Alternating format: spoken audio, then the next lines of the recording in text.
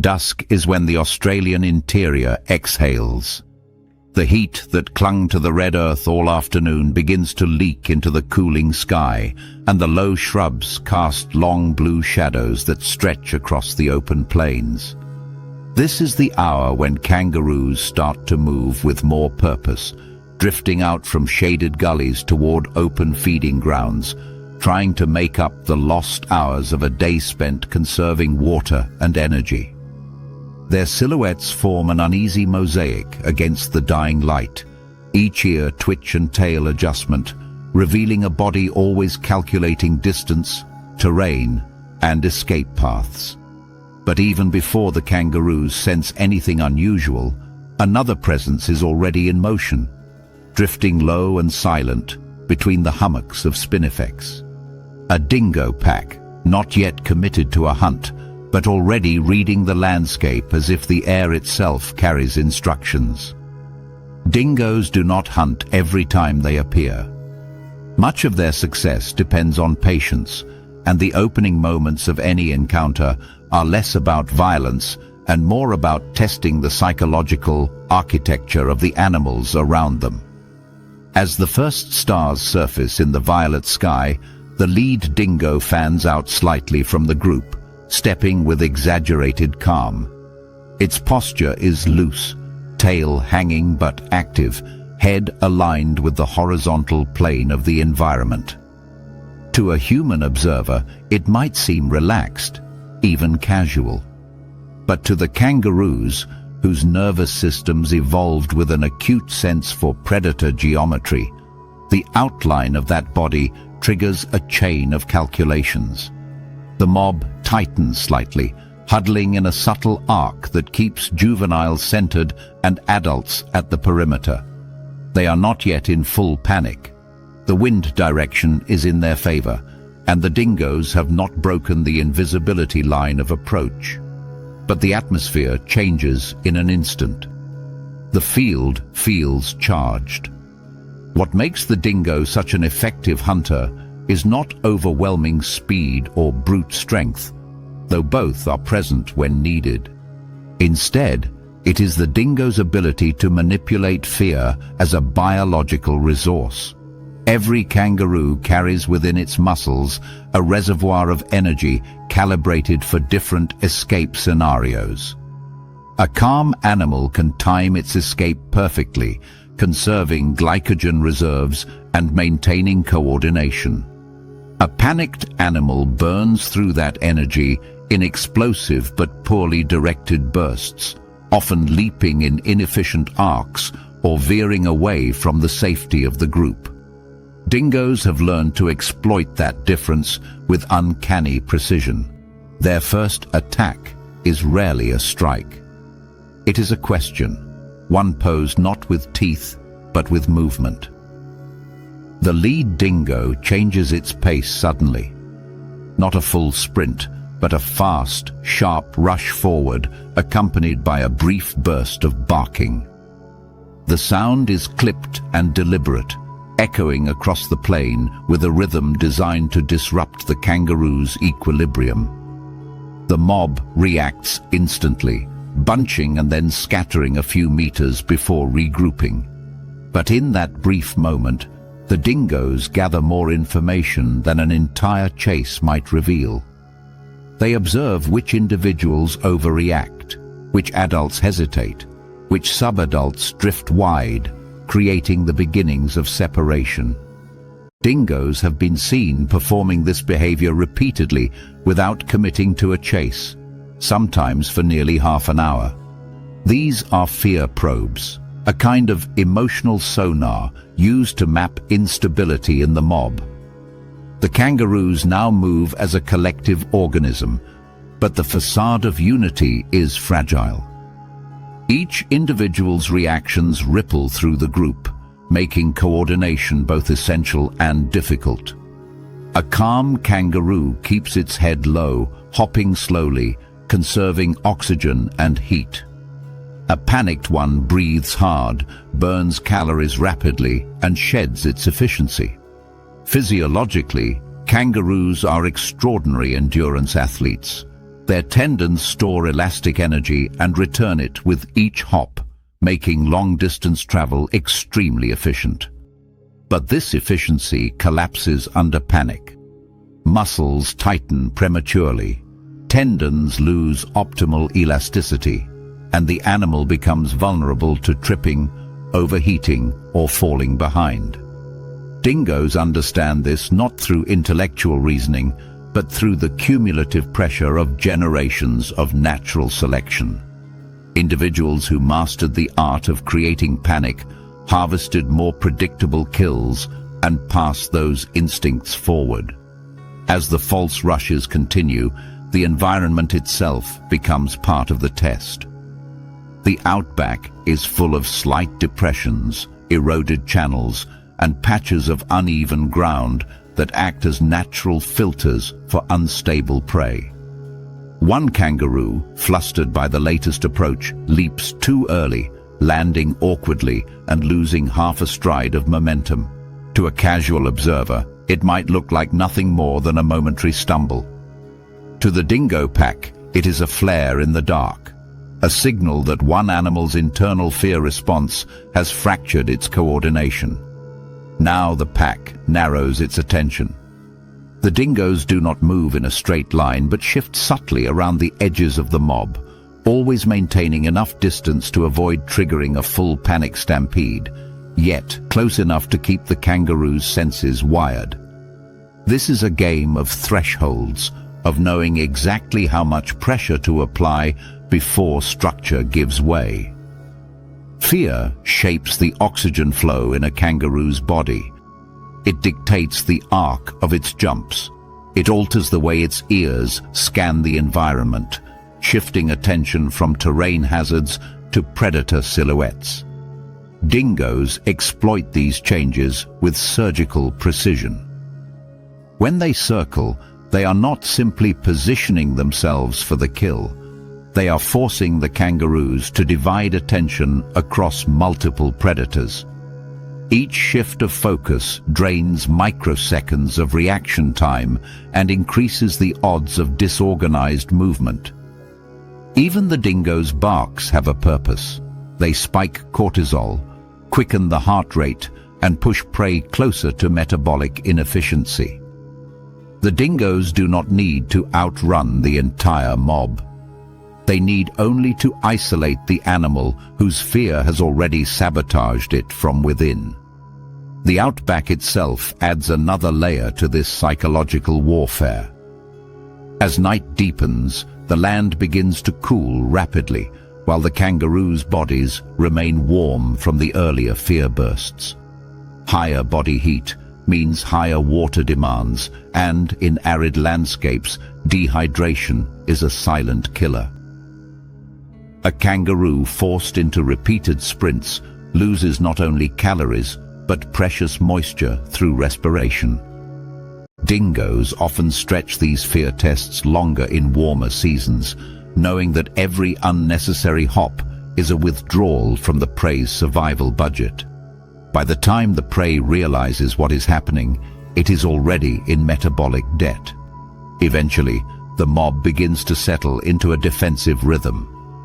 After a series of tests, some kangaroos regain composure, tails rigid, bodies aligned, eyes scanning with disciplined regularity. But one or two remain jittery, ears swiveling too fast, tails tapping the soil, chests rising and falling with shallow urgency. Dingoes read these signals with predatory literacy. They understand that the animal whose fear remains uncontained will act unpredictably, and unpredictability usually means isolation. The moment one kangaroo drifts even slightly farther from the group than its neighbors, the pack recalibrates. Their bodies tighten, tails stiffen, and the mock charges end. The real pursuit begins. The weak kangaroo bolts, not with the smooth, energy-efficient stride it would use in calm flight, but with frantic, uncoordinated hops that waste momentum and send dust spraying behind it. The dingoes, by contrast, break into a controlled, ground-covering lope, a gait built for endurance rather than speed. They do not need to sprint immediately. The prey has already sabotaged itself. Fear has done half their work. In the closing stretch of the chase, the outback transforms again. Grass seeds explode from the ground underfoot.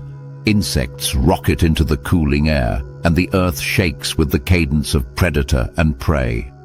But even now, the dingoes remain measured. One pack member angles left, forcing the kangaroo toward a shallow erosion channel. Another increases pressure from behind.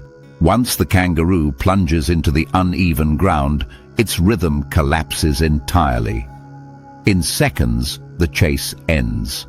What began as a simple encounter at dusk has become an intricate test of physiology, psychology, and landscape.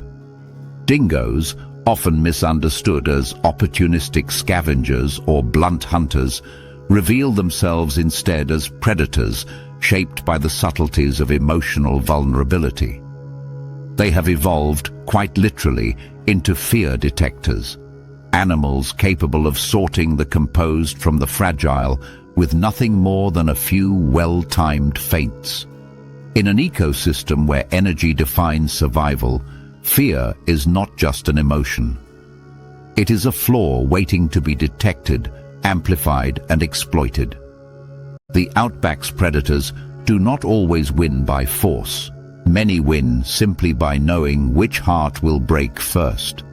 Night on the Australian interior is never fully silent, but it carries a particular kind of stillness, a vastness that seems to pause between breaths. The heat from the day has lifted, drifting upward like a sigh from the land, and the desert's surface cools just enough to invite movement. Kangaroos begin to fan out across the plains, feeding cautiously in loose clusters, their ears pivoting like sensitive antennae that decode every brush of wind. But the calm is fragile.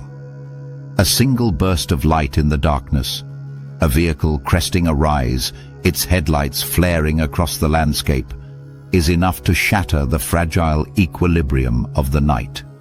Dust lifts from the ground in a pale curtain, illuminating silhouettes that freeze for a fraction of a second before exploding into motion. What follows is not a coordinated retreat, but a kind of ecological detonation. Dozens of kangaroos, each weighing between 30 and 90 kilograms, launching themselves into a stampede triggered not by a predator's teeth, but by their own fear. The chaos unfolds with startling speed. Kangaroos, for all their grace and efficiency, are creatures designed for high-speed forward movement, not for the sudden shifts demanded by artificial light that slices through the dark. Their eyes, adapted for low light perception, amplify contrast rather than detail. A beam of headlights becomes a wall of brightness that erases depth. Shadows elongate unnaturally. The horizon becomes unreadable. In this sensory confusion, the first kangaroo reacts on instinct, pushing off with powerful hind limbs and setting the direction for the mob. Others follow reflexively, not because they understand what triggered the movement, but because in the wild, hesitation carries a higher cost than blind compliance. Mob intelligence, the collective decision-making that normally helps them avoid predators, now betrays them by converting uncertainty into momentum. Once the stampede begins, physics takes over.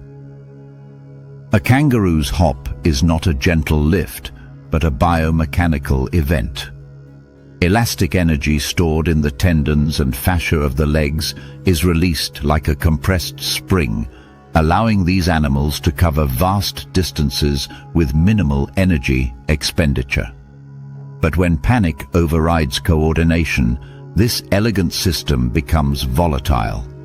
The muscles fire too early, the tendons stretch outside their ideal range, and the kangaroo's body becomes a moving contradiction, powerful enough to accelerate rapidly, yet fragile enough that a single misaligned landing can rupture ligaments or fracture bone. In the dust cloud kicked up by the herd, individuals lose sight of the ground. They leap without reading the terrain, sometimes landing on small rocks, shallow depressions, or uneven patches of soil that would normally be avoided with effortless precision. The physics of a misstep at high speed is unforgiving. A 50-kilogram kangaroo landing poorly can generate forces several times its body weight through the joints. A single moment of torsion, the leg rotating while the foot remains planted, can tear the cruciate ligaments, leaving the animal unable to stand. A misaligned landing can overload the tibia or metatarsals, creating hairline fractures that quickly expand under repeated pressure. And because kangaroos rely almost entirely on their hind limbs for propulsion, even minor structural damage becomes catastrophic. An injured kangaroo cannot outrun predators, cannot forage effectively, and cannot regulate its temperature efficiently during the heat of the day, since movement is part of its thermoregulatory system. Energy that should have been conserved for survival is instead burned in a cascade of fear-driven locomotion. Inside the stampede, hierarchy collapses. Mothers with joeys are especially vulnerable, forced to balance the conflicting instincts of escape and protection. A joey, insulated inside the pouch, is thrown violently with each misjudged hop, its fragile developing bones absorbing forces that adult tissues would withstand. In some cases, mothers eject the joey entirely, a desperate reflex meant to lighten their bodies and increase escape speed. The joey, disoriented and vulnerable, becomes collateral damage of a danger it does not understand. The stampede flows around it, and even if it survives the initial chaos, the loss of its mother means dehydration or predation within hours. These are the quiet tragedies of the outback, lives that end not from tooth or claw, but from the mechanics of fear. As the stampede stretches across the landscape, individuals begin to separate. The strongest adults maintain rhythm, each hop absorbing shock efficiently and projecting them forward in long, controlled arcs. But the exhausted, the young, and the injured fall behind. Their breaths become shallow and rapid, shedding moisture into the air with every exhale. Unlike smaller mammals that can rapidly dissipate heat through panting, kangaroos rely heavily on muscular movement and tail-assisted postural adjustments to regulate internal temperatures. Panic short-circuits these systems. Muscles flood with lactic acid, tendons lose elasticity, and heat rises inside the body faster than the cooling mechanisms can compensate.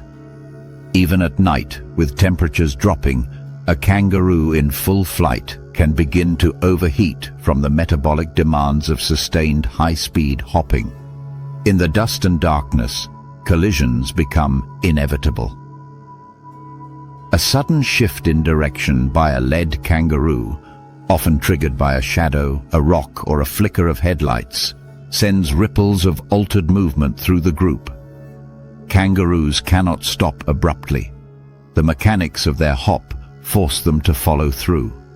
When two individuals converge on the same landing spot, their bodies collide with enough force to break ribs or dislocate shoulders.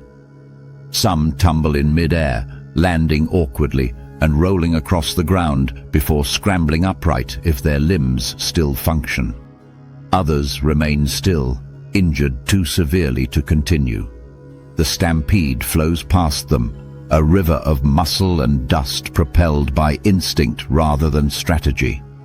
What makes this phenomenon so destructive is that it arises from the same evolutionary logic that normally protects kangaroos. Mob intelligence evolved to help them detect predators early, align their movements, and outpace threats. In open terrain, this system works beautifully. A group of kangaroos can accelerate in near-perfect synchrony, using minimal energy while covering vast stretches of land. But the system collapses when confronted with stimuli outside their evolutionary script. The blinding glare of headlights, the sudden roar of a vehicle engine, the distortion of shadows cast at unnatural angles. Their sensory adaptations, honed for moonlit plains and silent predators, are overwhelmed by the novelty of artificial intrusion. Even after the trigger has passed, the effects linger. Injured kangaroos often retreat to the edges of scrubland, where they attempt to rest but remain vulnerable to dingoes, wedge-tailed eagles, and dehydration. A torn tendon means slower movement and greater energy expenditure. A fractured limb means immobility and eventual starvation. In many cases, the injuries themselves are not immediately fatal, but the ecosystem does not forgive weaknesses. The outback is a place where survival depends on athletic perfection. Any deviation from that standard invites consequences. What is often misunderstood is that predators play only a secondary role in these outcomes. Dingoes may arrive later, drawn by the scent of stress hormones lingering in the air or by the sight of a crippled animal. Eagles may circle overhead, scanning for something that cannot flee. But the initial damage, the fractures, the torn ligaments, the abandoned joeys, comes from the stampede itself. Fear becomes a force of nature more potent than any single predator. The environment does not need claws to kill. It simply needs an animal to misread its own limits. This is the hidden cost of panic. Lives lost, not because they were hunted, but because they were afraid. As dawn approaches, the land returns to quiet. Dust settles in a thin layer over the shrubs, coating the leaves with a film that glitters briefly when the first light hits it. A few kangaroos emerge from hiding, moving slowly, their gait stiff from the strain of the night. Others remain invisible, lying in shallow depressions or under sparse cover, nursing injuries that will decide their fate over the coming days. The vehicle whose headlights triggered the chaos is long gone, unaware of the cascade of events set in motion by a moment of accidental illumination. In the story of kangaroo survival, predators are not always the main threat. Sometimes, the most dangerous force in the outback is the kangaroo's own body reacting to fear.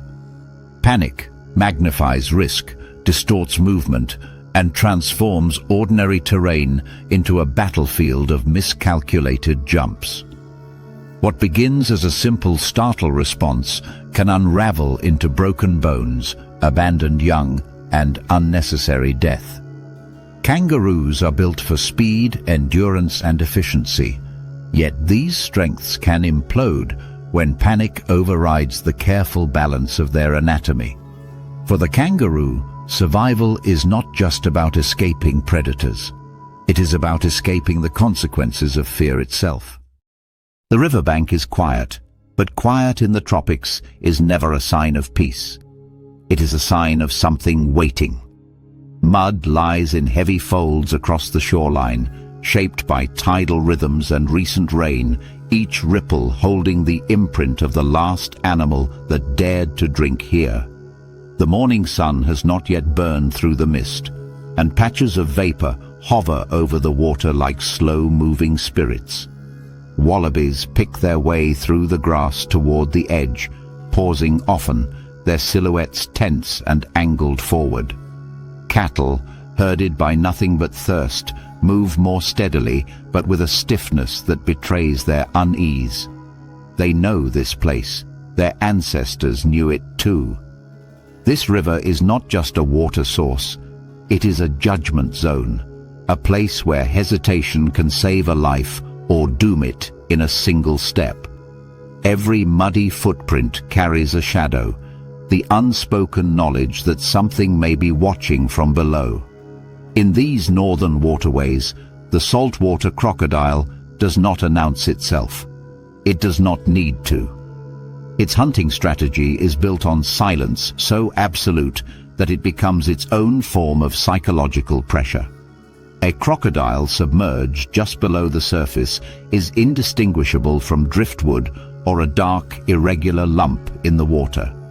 The only clues, if it offers any at all, are the faint ridges of its nostrils or eyes breaking the surface tension, no larger than a coin and perfectly aligned to catch light without reflecting it. These animals have honed stillness into a kind of weapon. Their bodies can lie motionless for hours, suspended in a thermoregulatory balance that allows them to conserve energy while maintaining full sensory awareness. The result is a predator that lets the landscape speak on its behalf. No movement, no splash, no tell, just possibility. And for prey animals, possibility is often all it takes to ignite fear. The first wallaby steps forward, lowering its head toward the water. It pauses, lifts its head again, scans the shoreline, listens. Nothing moves. But the silence does not reassure it. Instead, it amplifies uncertainty. Every tiny sound, the plop of a fish, the crack of a twig, the sudden wing beats of a heron, becomes a potential threat. The wallaby leans forward again, but hesitates, its muscles taut. Behind it, others shuffle anxiously. The group does not breathe as one organism.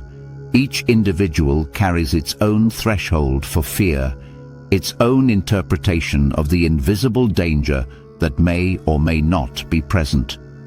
One nervous animal can shape the collective mood. The crocodile knows this, though not through conscious reflection. Evolution has done the thinking.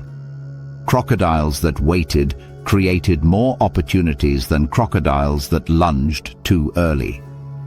Over millennia, patience became an inherited instinct. The cattle sense the tension as well.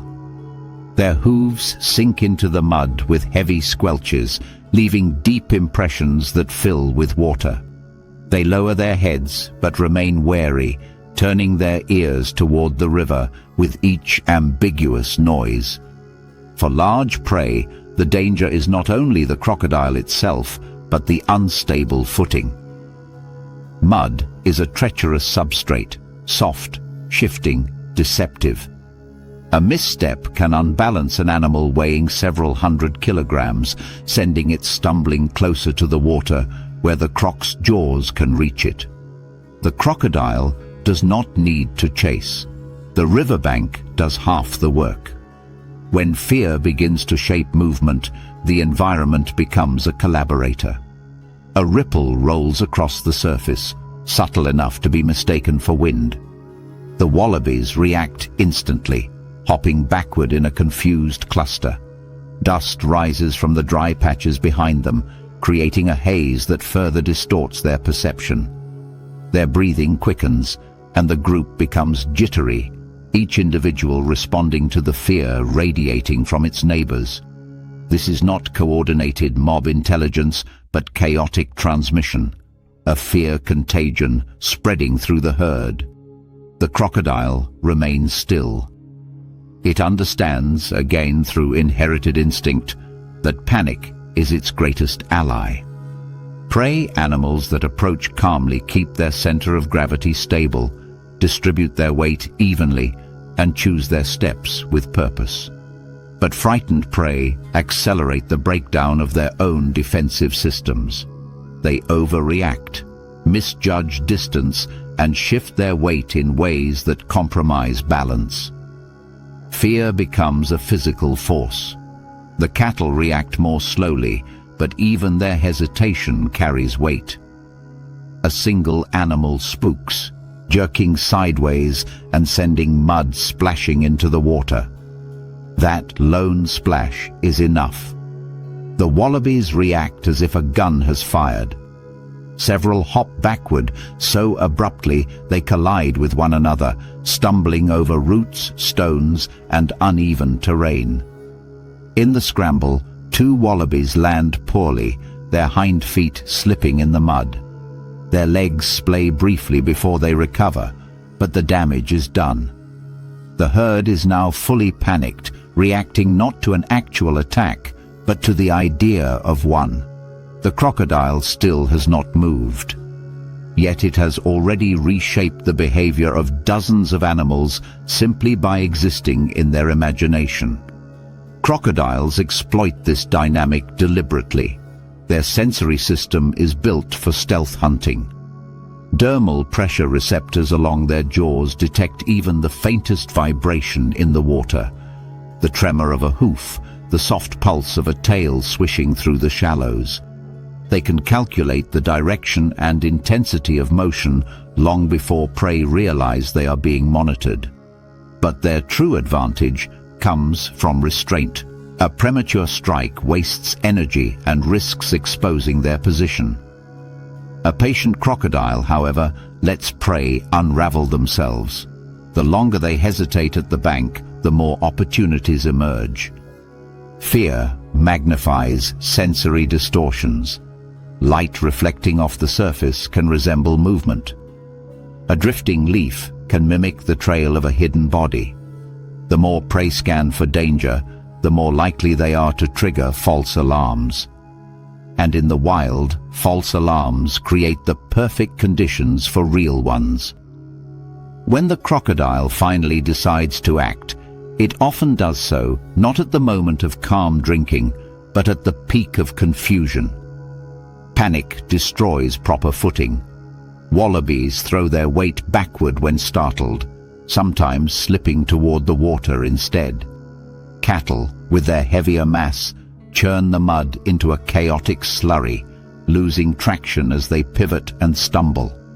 Legs flail, hooves dig for purchase, bodies tilt toward the water's edge. These mistakes funnel prey closer to the danger zone. The crocodile's lunge is not a chase. It is a short, explosive burst of power, a single, violent upward thrust, assisted by a tail that anchors the entire body. The jaws close faster than the human eye can track, seizing whichever limb or torso comes within reach. Prey often lose balance the moment they are touched, not because of the crocodile's strength alone, but because the mud beneath them gives way under their own panic. The strike is only the beginning. The crocodile drags its victim sideways, using rotational force to topple it completely. Panic amplifies everything. Flailing legs churn the water, sending mud and bubbles into the air. The victim kicks wildly, each motion wasting precious oxygen and destroying what little stability remains. The more it struggles, the deeper it sinks into the mud, turning the bank into a mechanical trap. The crocodile holds tight, conserving energy, allowing physics and fear to do the heavy lifting. When the prey's movements slow, whether from exhaustion, drowning, or the disorientation caused by the crocodile's violent death roll, the predator begins the process of swallowing or storing the carcass underwater. What is striking about this entire sequence is how little the crocodile actually moves. It is not a predator that depends on endurance or pursuit. It depends on mistakes generated by an ecosystem of fear. A wallaby that hesitates too long. A cow that misjudges its footing. A herd that startles at the wrong moment. The crocodile shapes the battlefield not through speed, but through psychology. It is an engineer of panic, a creature that has evolved to weaponize uncertainty. In the end, it is not the crocodile's jaws that kill first. It is the fear that precedes them, the fear that turns stable footing into a hazard, coordinated herds into chaotic clusters, and cautious approach into fatal error. At the water's edge, survival is not awarded to the strongest or swiftest prey, but to those least influenced by their own fear. The crocodile knows this, not consciously, but through the inherited wisdom of a lineage older than the rivers themselves. It waits, it watches, and when panic finally reshapes the world around it, the crocodile steps forward and collects the consequences. The forest floor is a continent unto itself, a vast, living mosaic of stems, bark, moss, and shadow, where size loses meaning and every centimeter becomes a battleground. At this scale, even the smallest vibration can feel like an earthquake, and a single footstep from a human becomes the passing of a dark moon. Here, among loose bark and fallen leaves, a bull ant makes its rounds. It moves with deliberate precision, pausing often to taste the air with open mandibles and quivering antennae. Its body glints under filtered sunlight in shades of black, crimson, and metallic orange, a palette that seems almost engineered to warn anything larger than it. Do not touch, do not test. Yet most creatures do not see this warning until it is too late. Bull ants belong to an evolutionary lineage so old that it predates many of the mammals they routinely sting. Their world is governed by immediate perception, sharp eyes that detect movement from a surprising distance, powerful legs that allow fast bursts across complex terrain, and a solitary hunting strategy more reminiscent of a miniature jaguar than a typical worker ant. These insects do not rely on the anonymity of a swarm.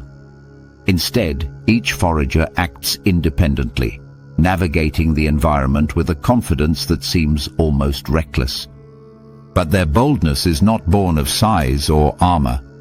It is born of the weapon they carry at the end of their abdomen, a sting capable of delivering some of the most intense pain produced by any insect on Earth. The camera dips down to ground level, shifting the viewer's perspective until the world becomes a forest of towering pillars and rustling monoliths. A human boot appears at the edge of the frame, massive and textured, pressing into the leaf litter. The bull ant, already climbing over a fallen twig, pauses. From its point of view, the boot is not a boot. It is a moving cliff face, unpredictable in shape and smell, radiating vibrations it cannot fully interpret. But the ant's excellent eyesight allows it to track motion with clarity, and sudden shadows or fast shifts register instantly as threats. This is where the bull ant's solitary lifestyle shapes its defensive instincts. Without a swarm to back it up, without pheromone trails summoning reinforcements, the ant must rely on speed and decisiveness. Hesitation could mean being crushed, and so when startled, it reacts in the only way evolution has rewarded, immediately, powerfully, and with the full force of its sting. A single sting from a bull ant is not merely painful, it is a sensory event that can override all logic. Burning, deep, electric, it radiates outward through the skin in expanding waves, as if the venom is rewriting the nerves in real time.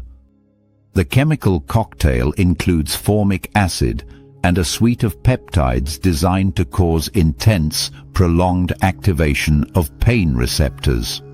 For humans, the reaction can induce involuntary shouts, shaking hands, and swelling that lasts hours. For smaller mammals and reptiles, the pain can be so debilitating that they abandon foraging routes or resting spots entirely. Even birds, natural predators of insects, learn quickly to avoid the patches of forest where bull ants patrol. A single encounter is enough to forge a memory that lasts a lifetime. This is where bull ants become something extraordinary, tiny engineers of behavioral modification. They are not just delivering venom, they are programming the brains of other animals. The sting arrives so quickly that many victims never see the ant itself. A hiker brushing past a tree trunk might feel the burning sensation before noticing the small, red-striped worker clinging to a sock. A lizard foraging through leaf litter may jerk backward, do a frantic sideways hop, and then avoid that entire area for weeks. Even wallabies, animals far larger and more resilient, have been observed diverting their feeding patterns around patches known to harbor bull ant nests. The pain is not simply a deterrent, it becomes a radius, an invisible boundary that stretches far beyond the ant's physical size. Fear conditioning takes the form of spatial memory. Do not step here. Do not repeat this mistake. This is not intelligence in the mammalian sense, nor is it a strategy the ants consciously employ. But natural selection has shaped a remarkable system. A solitary sting leads to a cascade of neural reactions in the victim. Adrenaline surges, heart rate spikes, and the brain cements a memory that associates that location, that surface texture, that smell, or that particular play of light with danger. In essence, a bull ant sting trains the nervous system of other species. The effect is so strong that even long after the pain fades, the avoidance behavior remains. A patch of ground only 10 centimeters across becomes a no-go zone, extending meters in every direction. A safety bubble earned not through violence, but through precision. As the bull ant climbs the boot, it demonstrates the boldness that makes it such an effective emitter of fear. It moves with neither caution nor aggression. It climbs because climbing is what it does when faced with vertical obstacles. But if a finger brushes against it, or if the boot shifts suddenly, the ant responds with reflexive ferocity. Its mandibles open wide, its abdomen curls forward, and the sting strikes like a needle propelled by a miniature piston. The venom is injected deep into the skin, delivering its message instantly. For the human, the pain is fierce and unforgettable. For the ant, the moment is over almost immediately. It drops back to the ground, returns to its route, and continues its solitary patrol as if nothing happened. But the victim carries the encounter long after the ant disappears. The sting becomes a memory anchor. The next time the hiker approaches similar vegetation, they step more carefully. The next time they see a red flash on the bark of a tree, they recoil instinctively. Even months later, walking through a eucalyptus grove can trigger a momentary phantom tingle, the body's way of reminding itself of the lesson. In biological terms, this is fear conditioning, a powerful adaptive response that helps organisms avoid harmful experiences. But in ecological terms, it reshapes the movement patterns of entire species. The ant, a creature that weighs less than a paperclip, has influenced the choices of mammals thousands of times its size. Bull ants exploit their environment with this extended protective radius. Their nests often sit beneath loose bark in open sandy soil or among grass clumps, places where larger animals might otherwise step casually. But because these locations frequently host aggressive foragers, they become zones of learned avoidance. Kangaroos adjust their grazing paths subtly to give these patches space. Reptiles sunning themselves choose rocks slightly farther away, even if the temperature differences are minor. Birds landing to probe for insects on the ground approach cautiously, ready to lift off at the slightest hint of movement. The entire ecosystem bends around the presence of a creature barely visible to most of its inhabitants. The bull ant's powerful sting also has an evolutionary ripple effect. Animals that learn quickly to avoid bull ants pass on those survival traits, whether through behavioral mimicry in social species or through the selective pressure of avoiding fatal allergic reactions in others. Over generations, the region develops a community of creatures shaped by the pain radius of these ants. Territories shift. Feeding patterns change. Nesting sites adapt. Paths through undergrowth are altered subtly but consistently. A single sting can redirect a creature's daily route. A colony's presence can redirect entire ecological flows. This phenomenon highlights a remarkable truth. Size is not a measure of influence. In ecosystems driven by risk assessment, the ability to inflict memorable pain is a far-reaching power. Bull ants are not apex predators in the conventional sense. They do not dominate through predation or intimidation. They dominate through memory. They create ghosts of pain that linger long after the ant is gone, ghosts that guide the feet of much larger creatures. As daylight filters through the canopy, casting dancing patches of gold across the forest floor, the bull ant continues its patrol. It climbs a grass blade, pauses, and turns its head to track motion several body lengths away. Its world is small but sharply defined. Yet the shadow it casts is disproportionately large, stretching not across space, but across the minds of those who cross its path. Long after the camera pulls away, long after the ant returns to its nest, carrying a captured beetle or a piece of plant sap, the sting remains in the memory of whatever touched it. In that way, bull ants do not merely defend territory. They engineer the behavior of the world around them. Tiny, solitary, ancient, and armed with venom that rewires the instincts of creatures far larger and stronger, bull ants stand as some of Australia's smallest but most effective architects of fear. Rainforest air carries weight, not just humidity, but a density of life that presses close from every direction. Step onto a far north Queensland trail at dawn, and the world narrows to a shifting corridor of green where vines droop like wet ropes and the canopy filters sunlight into emerald sheets. The ground is soft, leaf-littered, and loud underfoot. Every crack of a twig ricochets through the undergrowth as if announcing your presence to something unseen. And in these forests, unseen rarely means absent. Somewhere ahead, a low, resonant boom vibrates through the earth. It is not the call of a mammal, nor the rustle of large wings, but a sound so deep it feels felt rather than heard. A subsonic pulse that slips into bone and instinct. This is the Cassowaries language, a frequency that floats under human hearing yet triggers a primal alertness. Before the bird even steps into view, the rainforest itself becomes a stage set for intimidation.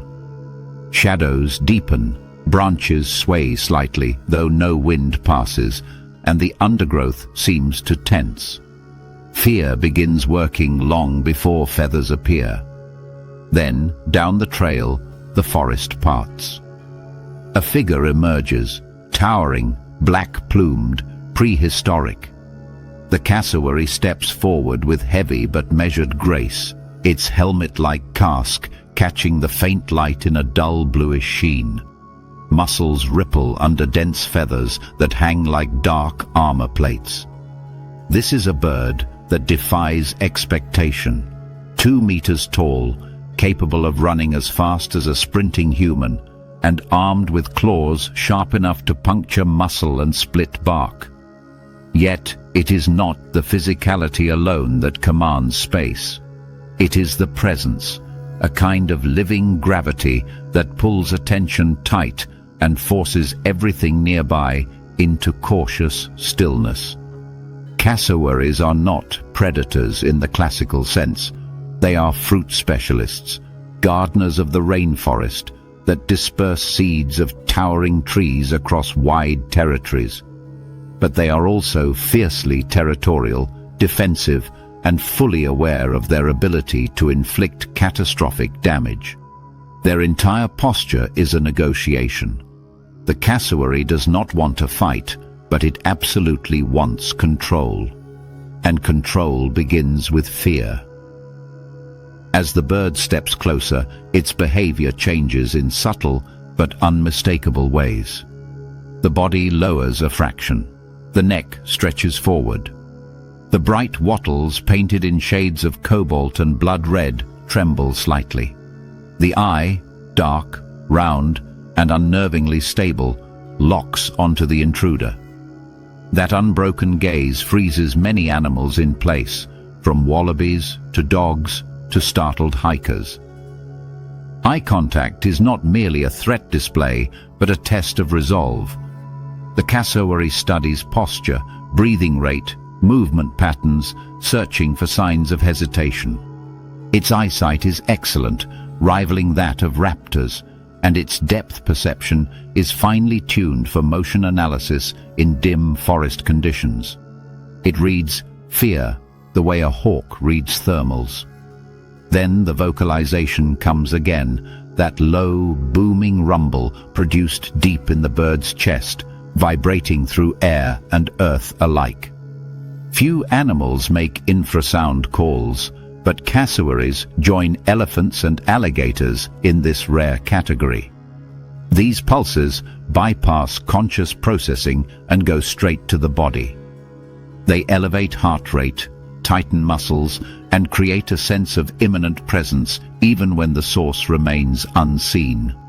For intruders, the effect is overwhelming.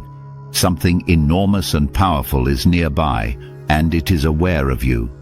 The intimidating display often works on its own. Many animals, especially those unfamiliar with cassowaries, interpret the slow approach and deep vocalizations as precursors to an attack. They back away, adjusting their route without fully understanding what compelled them. The rainforest itself becomes rearranged by this quiet pressure. Trails shift, feeding paths detour, nesting sites for smaller birds adjust subtly outward from cassowary corridors. The bird's territory expands not through aggression, but through the emotional architecture of fear. It has no need to chase intruders.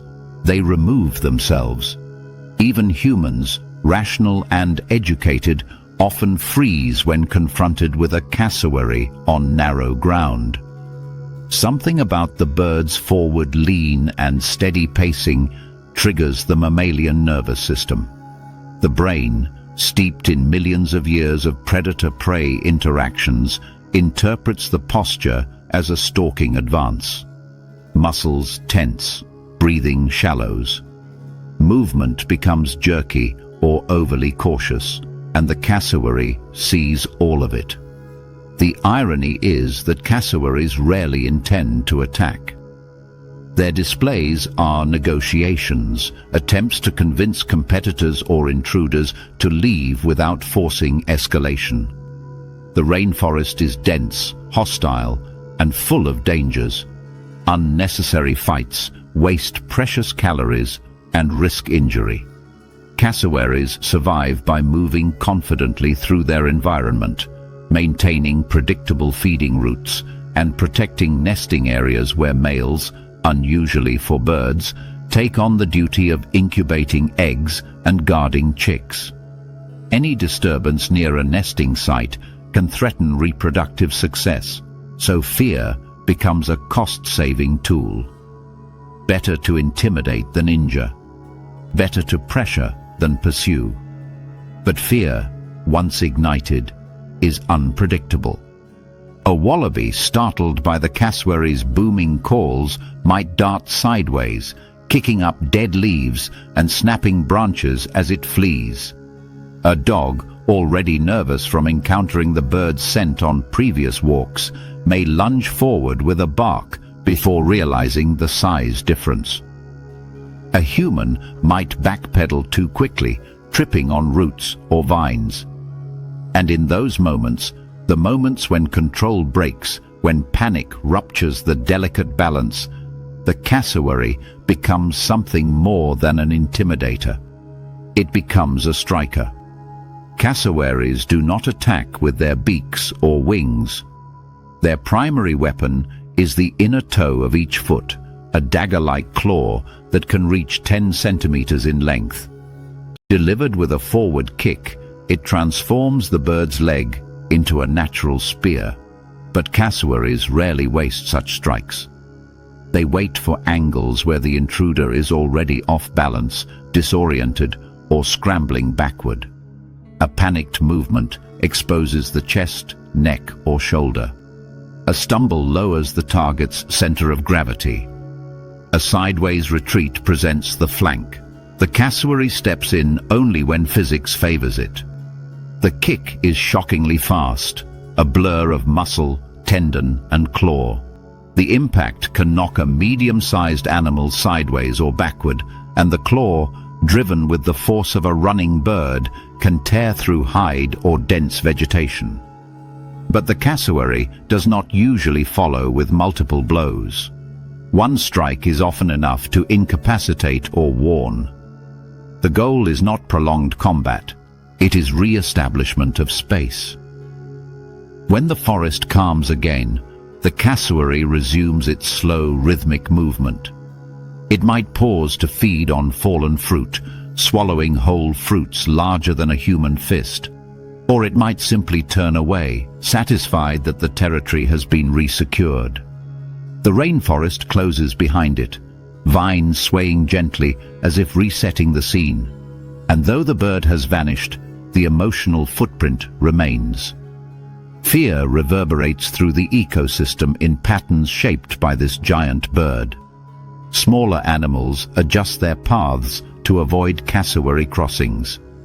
Predators take indirect routes to bypass areas where a defensive male might be guarding chicks.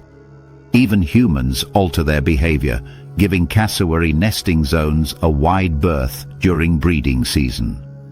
In a landscape crowded with competition, the cassowary commands respect not through pursuit or predation, but through anticipation.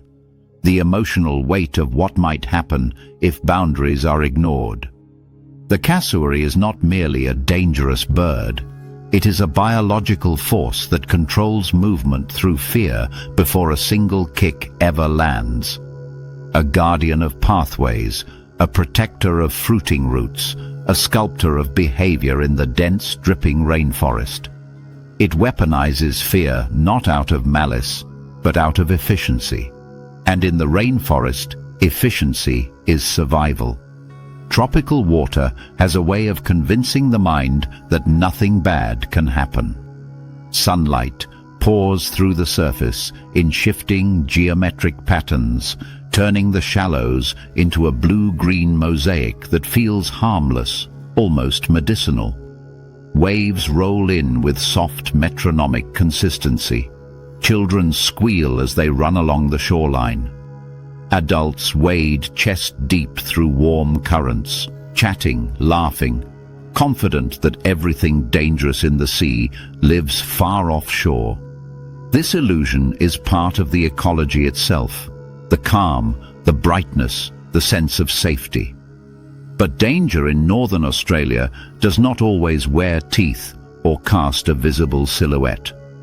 Sometimes it drifts just beneath the sunlit surface, nearly transparent, its presence detectable only in retrospect.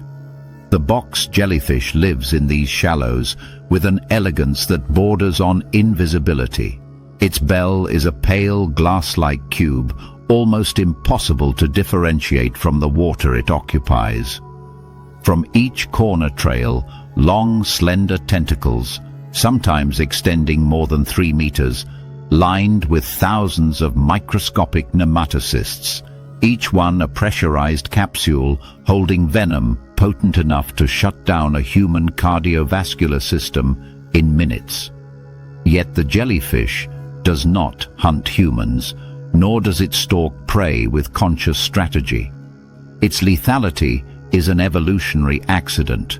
Tentacles designed to instantly immobilize small fish and crustaceans are catastrophically overpowered for mammalian physiology. The scene shifts underwater. The camera glides through the shallows, where sunlight refracts into white ribbons.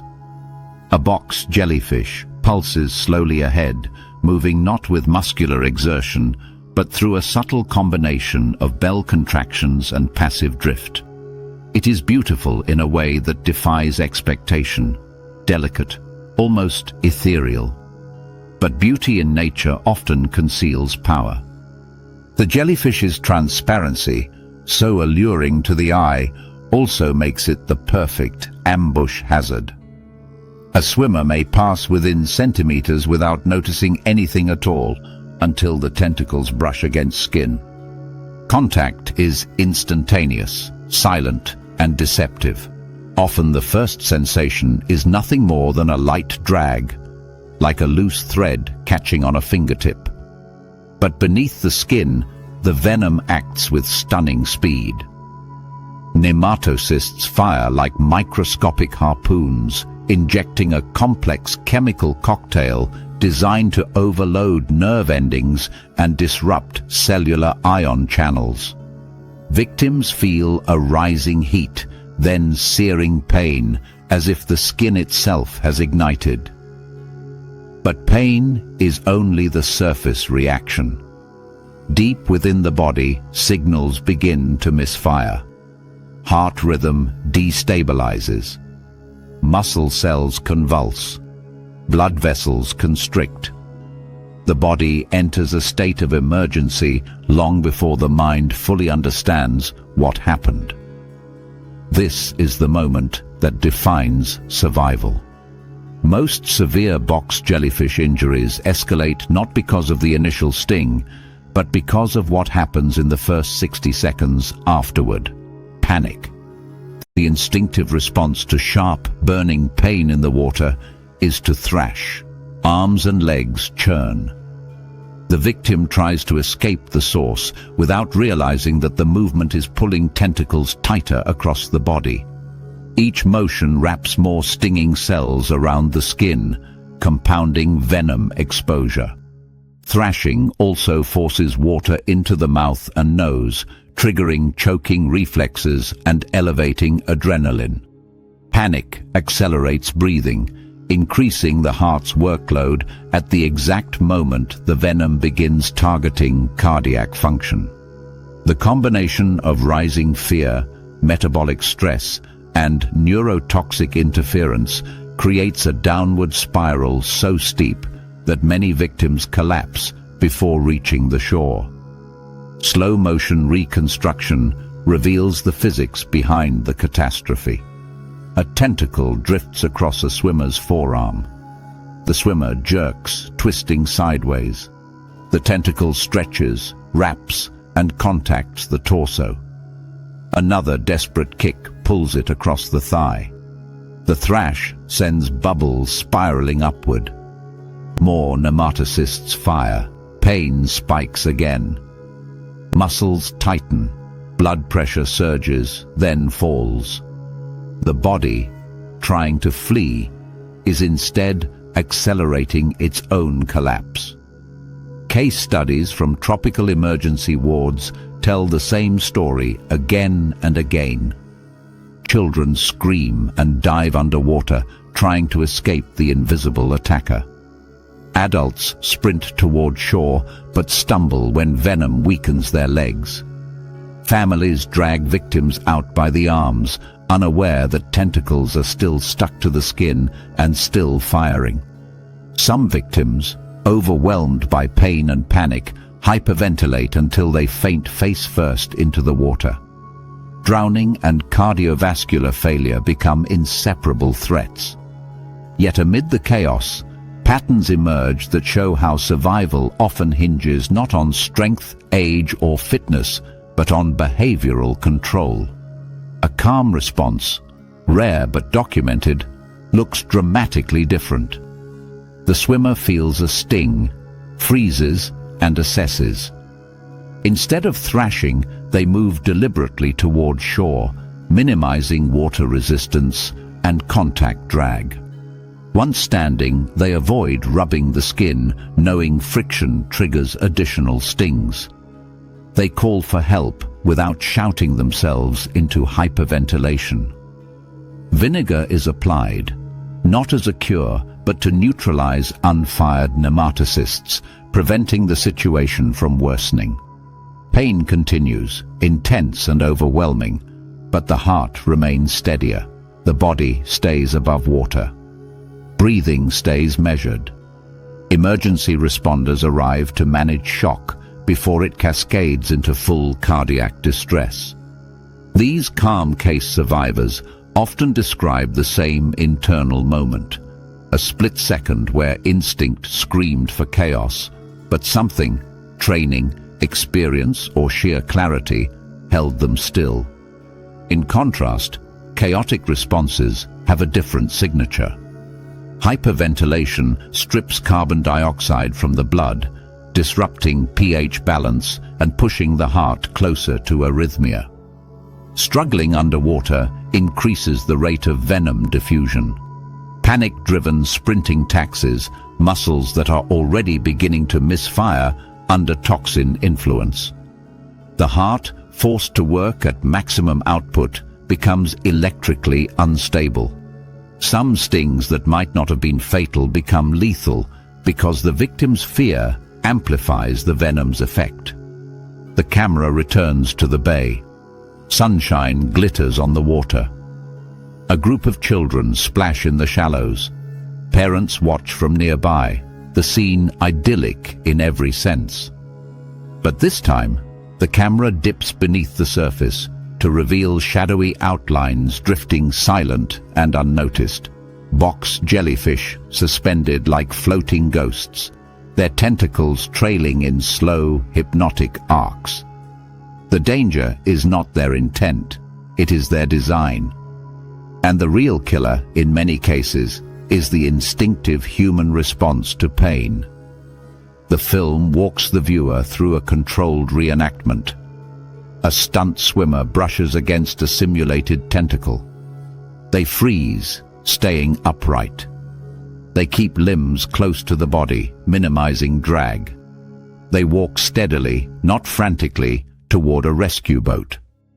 Above water, assistants demonstrate the application of vinegar to a clear patch of skin, a step that prevents new stings but does not reverse the damage already done.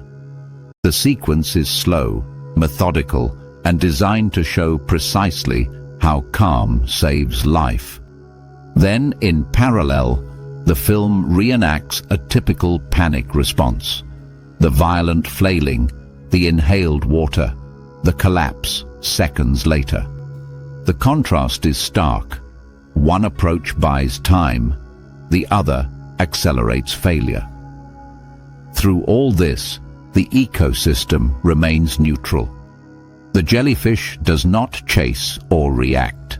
It drifts, unmoved by the turmoil behind it. Its evolutionary purpose is not conflict, but efficiency, paralyzing prey so delicate it cannot even twitch after contact. Humans simply suffer because our biology reacts too strongly, too emotionally, to pain in the water. As the chapter closes, the camera rises from the bay, capturing its deceptive beauty from above. The sunlight sparkles. Waves roll in gently. The world looks safe again.